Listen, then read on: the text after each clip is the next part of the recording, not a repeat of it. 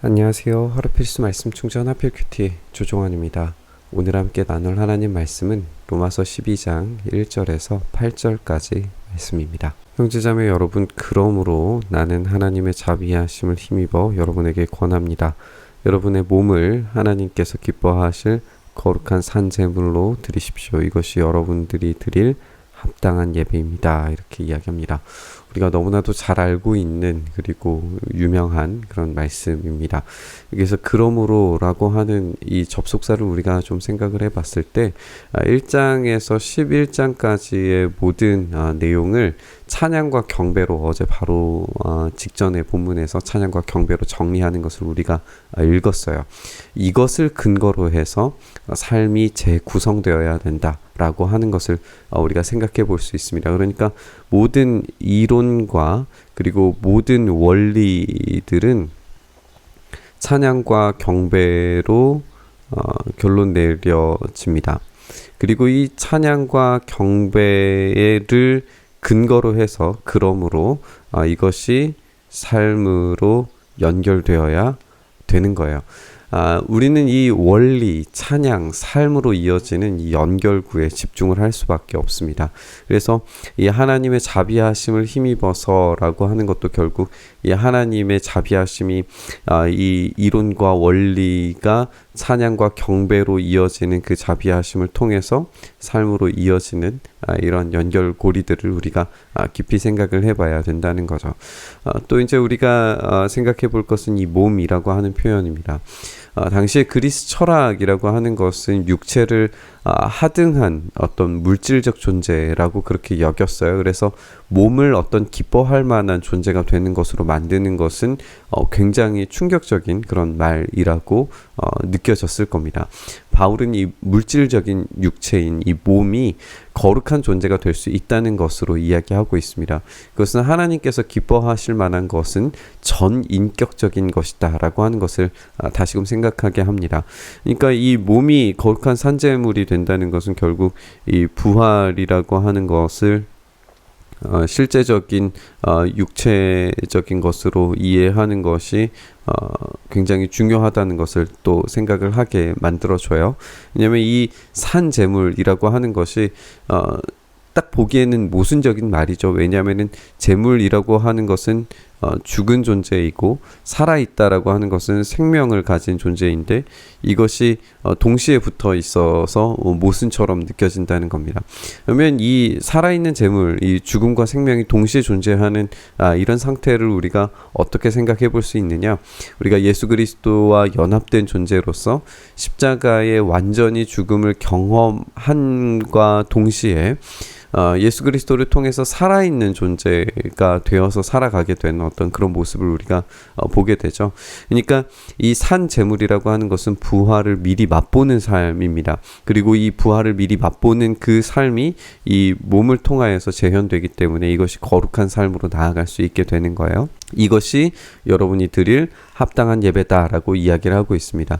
우리가 개역 개정 성경에서는 이 합당한 예배라고 하는 이 말이 영적 예배다라고 그렇게 번역이 되어져 있는데 사실 이제 원어를 살펴보면 이 합당하다라고 하는 말이 로기켄이라고 되어져 있어요. 말 그대로 이성적인 논리적인 로직이라고 하는 단어가 나오는 이 원어인데 이런 이성적이고 논리적인 뜻을 가지고 있는 그런 예배이기 때문에 영적 예배라고 하는 번역보다는 이 합당한 예배가 조금 더 옳은 번역처럼 보입니다. 바울이 합당한 예배를 말한 이유는 우리가 이 부활을 사는 삶이 구원을 얻은 신자의 논리적이고 합당한 삶의 모든 모양이 이 부활을 미리 맛보는 형태로 살아내지기 때문에 그런 거예요.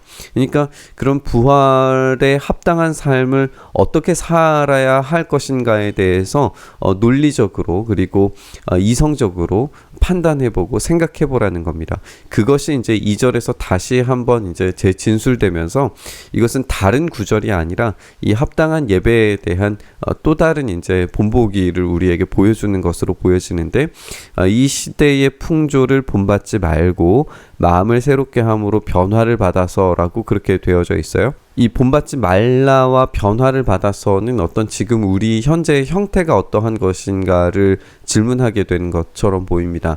이 형태는 이 시대의 풍조, 가치관, 모습의 어떤 형태를 가지고 있는가, 아니면은 마음이 새롭게 된 형태를 가지고 있는가인 거예요.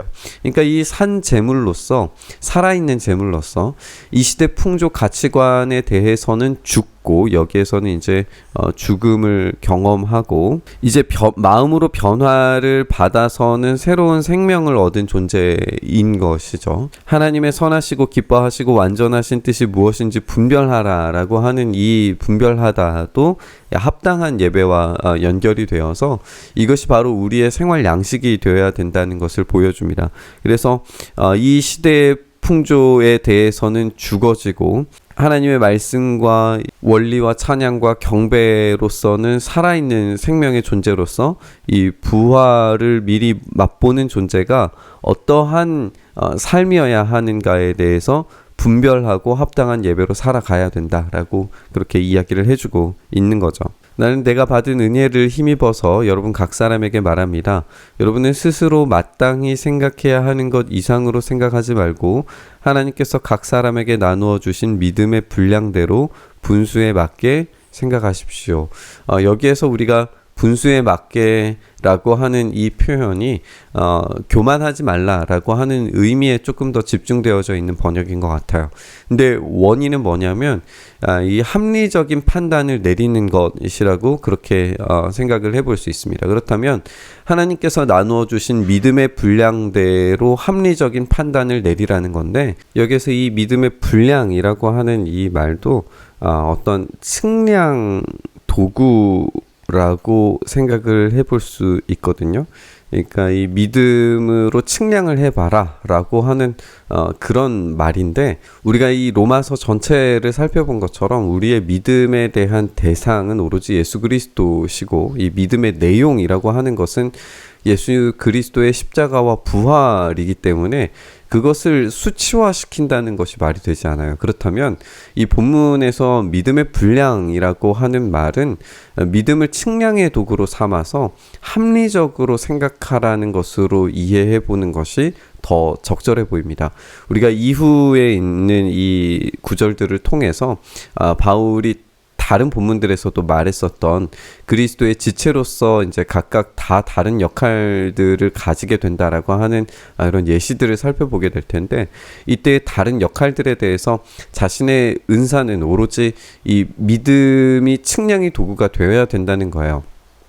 그렇게 이해를 해본다면 우리의 구원이 오로지 예수 그리스도께서 죽으시고 부활하신 것을 믿는 믿음에서만 근거가 되기 때문에 우리의 은사는 결코 아무리 뛰어나다라고 해서 교만할 수 없고, 우리 은사가 아무리 약해 보여도 자존감을 떨어뜨려야 할 이유가 없다라는 말이에요. 그러니까 여기에서 이 믿음의 분량대로 분수에 맞게 생각하라라고 하는 것을 우리가 교만하지 말아라라고 하는 정도의 측면에서 우리가 바라볼 게 아니라, 이 믿음을 측량의 도구로 삼아서 예수 그리스도가 우리 구원의 기준이시고 근거이시기 때문에 우리의 이 은사들이, 우리의 삶의 기준들이 오로지 이 십자가와 부활을 기준으로 하기 때문에 내가 기준이 아니기 때문에 이 주신 은사들에 맞게 합당하게 겸손함과 섬김과 사랑으로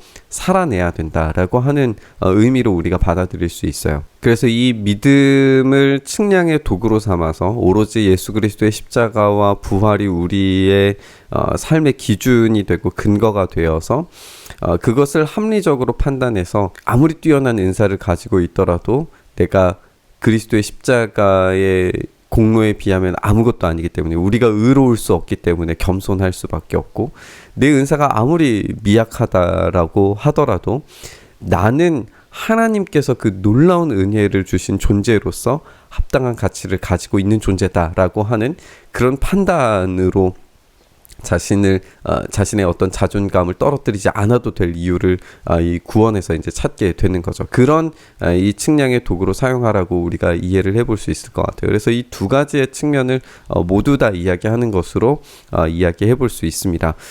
그래서 이제 이 은사에 대한 내용들을 우리가 살펴보면 한 몸에 많은 지체가 있지만 그 지체들은 다 같은 일을 하는 것이 아닙니다.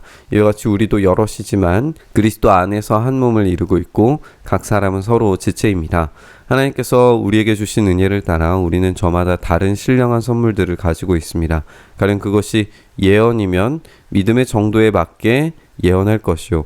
여기서 우리가 이제 한 가지만 주의 깊게 생각해 볼 것은 믿음의 정도에 맞게 예언하다라고 하는 말이 해석상에 좀 어려움이 있겠죠. 예언이 하나님께서 주시는 거라면 하나님께서 주시는 것을 그대로 전하는 것이 예언이어야 할 것이고 이 예언이 하나님께서 주시는 것을 그대로 전달해야 이제 예언이 합당하게 이제 이루어지는 거라고 이야기할 수 있을 텐데 이 믿음의 정도에 맞게라고 이야기한다면 어떤 이 기준이 있고 그 틀이 있다는 것처럼 여겨지잖아요. 그래서 여기에서의 이 예언이라고 하는 것을 우리가 일반적으로 설교와 가르침 선포의 내용을 담고 있는 것으로 이해하는 것이 적절해 보여요. 우리의 최고의 예언은 결국에는 이 모든 성경의 내용을 통과해서 하나님의 영원한 구원과 재림 그리고 천국이 우리에게 예비되어져 있다라고 하는 것이 최고의 예언입니다. 이 이상의 예언이 우리에게 사실 필요치 않을 거예요. 그리고 이것보다 확실한 예언은 없습니다. 이 예언이 이러한 내용을 담고 있는 예언을 이 시대의 언어 그리고 지금 현재의 상황 그리고 그 믿음의 정도에 맞게 제 이야기 되어지는 것을 예언이라고 생각해 본다면 그것이 설교가 되겠죠. 그러니까 이것이 이제 믿음의 정도에 맞게 예언하다라고 하는 것을 우리가 미래를 알아맞추는 어떤 그런 내용으로 이해하기보다는 우리가 전체의 맥락에 따라서 가장 최고의 이 측량의 도구인 이 믿음의 내용, 이 십자가의 죽음과 부활의 내용에 따라서 예언하는 것으로 이해하는 것이 그것이 이제 설교와 가르침의 내용이다라고 이해하는 것이 좋아 보입니다. 섬기는 일이면 섬기는 일에 힘써야 됩니다. 또 가르치는 사람이면 가르치는 일에, 권면하는 사람이면 권면하는 일에 힘쓸 것이고 나눠주는 사람은 순수한 마음으로, 지도하는 사람은 열성으로, 자선을 베푸는 사람은 기쁜 마음으로 해야 됩니다. 이 내용들을 이제 우리가 생각을 해보면 이것이 어떠한 기준 위에서 이루어지는 것인가를 생각을 해봐야 되는 거죠. 그 기준이라고 하는 것은 우리가 1장에서 11장에서 나왔던 이 원리와 원리들과 이론들 그것을 종합하고 결론 지어지는 찬양과 경배 그리고 이 찬양과 경배에 합당한 삶의 태도, 삶의 모습, 이 시대를 본받지 않고 그것으로서는 죽어지고 오로지 예수 그리스도 안에서는 사는 이 부활을 실제적인 우리의 삶에 적용하는 삶으로 살아가야 된다라고 하는 것으로 우리가 적용을 해볼 수 있습니다. 우리가 살펴본 것처럼 우리의 삶은 오로지 죽음과 부활의 놀라운 사건이 이론적으로 아는 것에서 그치는 게 아니라 알미 찬양과 경배로 그리고 찬양과 경배가 논리적이고 분별되고 측량된 삶의 모습으로 드러나야 된다라고 하는 것을 보게 됩니다. 따라서 우리의 삶의 기반은 암과 찬양과 경배이고 그것이 토대가 되고 자양분이 되어서 합당한 열매들이 맺혀져야 된다라는 것을 우리가 배우게 됩니다. 구원은 어떤 무질서한 결론으로 결코 종결되지 않습니다. 열매 맺는 삶이 되고 그 이론과 그리고 모든 내용들이 찬양과 경배를 통해서 우리의 삶에서 이 부활을 미리 맛보는 삶으로 연결되어야 됩니다. 또 이것은 개인을 위한 것만이 아니라는 것을 우리가 알게 돼요. 구원은 개인을 넘어서 공동체를 위한 것이고 이전의 본문들에 의해서 이 공동체를 넘어서 선택받은 자들을 위해 또 더욱 그 너머에 있는 피조물들이 기다리고 있는 영원한 나라에까지 이어지게 되리라는 것을 우리가 생각해 봐야 됩니다. 따라서 이 합당한 예배가 부활을 미리 맛보는 것이 어떤 의미인지를 깊이 생각하게 만들어주는 것 같습니다. 오늘 말씀 붙들고 이 구원의 기준에 따라서 우리가 자족할 줄 알아서 교만하지 않고 비참하지 않고 또 나를 구원하신 그 놀라운 사랑과 은혜에 합당한 삶을 사는 데까지 나아가게 해달라고 우리 간절히 구하면서 묵상의 자리로 나아가시죠. 주님, 그렇습니다. 우리가 이 구원의 놀라운 신비 앞에서 겸손하고 또 우리를 너무 비참하게 보지 않으며 이 구원의 신비, 이 믿음의 이 측량의 도구에 따라 이 시대의 가치관과 이 시대의 생각에서는 죽어지고 오로지 주님께서 우리에게 가르치신 이 놀라운 구원의 신비 앞에서 우리가 살아난 존재가 되어서 그에 합당한 삶을, 그에 합당한 은사의 발현들이 우리 안에 온전히 이루어지게 하여 주시옵소서. 이렇게 오늘도 부활을 미리 맛보는 삶 살아가게 하시기를 간절히 소망하며 우리 주님 예수님 이름으로 기도드리옵나이다. 아멘.